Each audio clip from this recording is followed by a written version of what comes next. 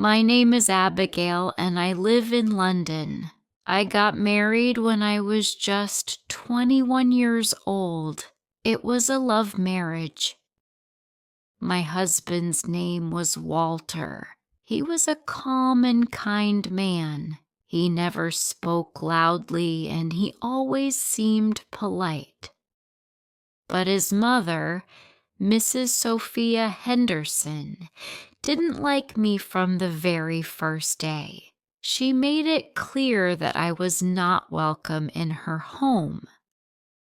I tried everything to make her happy. I was a very simple girl. I didn't expect much.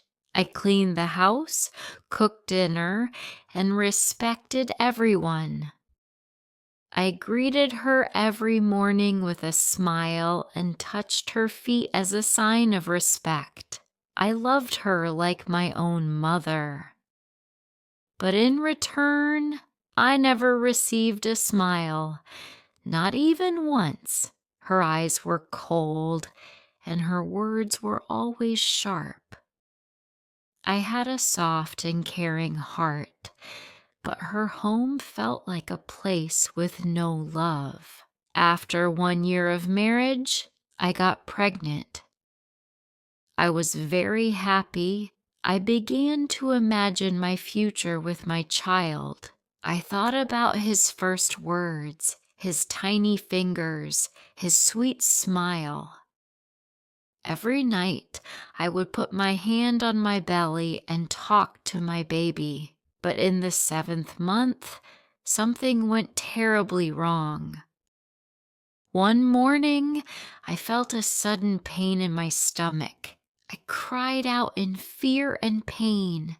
I screamed. My husband took me to the hospital. My hands were on my belly and I prayed to God, please save my baby, please. After a while, the doctor came out. His face looked serious. He sat beside me and said, I am very sorry.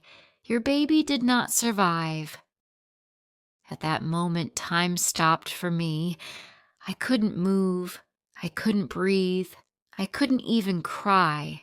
My baby, my world, was gone before I ever got to hold him. After that day, I was not the same. I became weak. My body hurt, but my heart hurt more. I stayed inside my room. I didn't talk. I didn't eat. I just cried quietly. My mother-in-law stood outside my door and said loudly, "She is unlucky. She brought death into this house." Her words hurt me. I wanted someone to hold me and tell me it wasn't my fault, but I received only hate. My husband, Walter, slowly became distant. He no longer asked how I felt. When I cried, he didn't try to make me feel better. He just turned away from me. I was falling apart, and he didn't even notice. One day he came into the bedroom and said, "Maybe you're just not meant to be a mother." My heart broke. That night, I cried and cried until I had no tears left. I held my pillow and asked God, "Why me?" Months passed. I went to doctors. I took every medicine.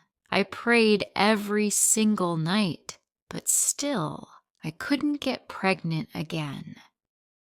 Then one evening, during dinner, my mother-in-law shouted in front of the whole family, "She will never give us a child. She is useless." My heart broke.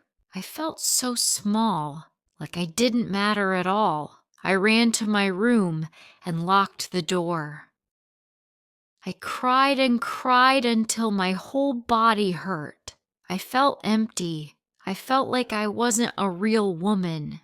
I felt invisible in that house. No one came to ask me how I was, not even Walter. I was all alone with my pain, and then something happened that destroyed my life completely.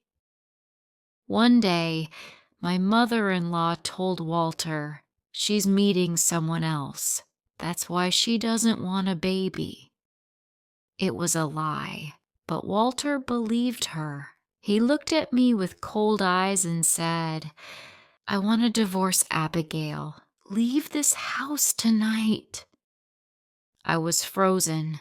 My heart stopped beating for a second. I slowly packed my things. My hands were shaking. I wanted to scream, but I did nothing. I walked out of that house alone, like trash thrown away, and just like that, my world fell apart. I had nowhere to go, no family to help, no one to call. I rented a small room on a quiet street to survive. I needed money to pay rent, buy food, so I began working at a small gift shop. Then one afternoon, a man walked into the shop. His name was Walker. He asked for a birthday card. He saw my red eyes. He asked, "Are you okay?" I tried to speak, but my tears came first. I shook my head. He didn't ask more. He just gave me a kind look and left. But the next day, he came again, and the day after that, too. He didn't ask too many questions. He just sat, talked, and listened. For the first time in a long time, I felt seen. I felt normal again. Walker was not like others. He never judged me. He never told me to move on. He just sat beside me quietly. Sometimes we spoke, sometimes we sat in silence, and that silence was comfortable. After a year of friendship, Walker held my hand and said, "I want to build a future with you.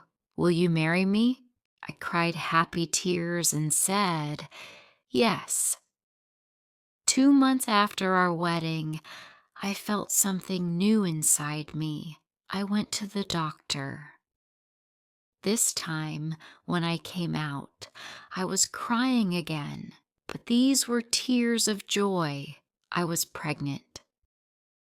This time, Walker held my hand, stayed with me the whole time. Every doctor's visit, every pain, every fear, he was there. 9 months later, I gave birth to a healthy baby boy. The first cry I heard was the most beautiful sound of my life. The nurse placed him in my arms. I looked into his eyes and whispered, "You are my miracle." We named him Edward Walker. Years passed. Edward grew fast. He was kind, smart, and loving, just like Walker. One day, his school called me for a meeting. I held Edward's hand and walked into the principal's office. I froze. Sitting behind the desk was Walter, my ex-husband. He looked at me, then at Edward. His eyes were full of shock and regret. He stood up slowly and said, "Abigail?" I nodded. He looked at Edward again and asked, "Is he your son?" I said, "Yes, he is my son." Walter said nothing, but I saw his eyes fill with tears. Maybe he remembered everything. Maybe he understood what he had lost. But I was not that broken girl anymore. I had peace. I had my life. Now I live in Bristol. I run a small center for women who feel broken, just like I once did. Women who have lost babies, women who are blamed and judged. I sit with them. I listen to them. I hold their hands and say, "You are not broken. You are not unlucky. You are strong. God has a plan for you." Sometimes pain comes before joy. People said I was useless, but today I am a mother. I am a woman of strength. If you liked this story, please like, comment, share, and subscribe.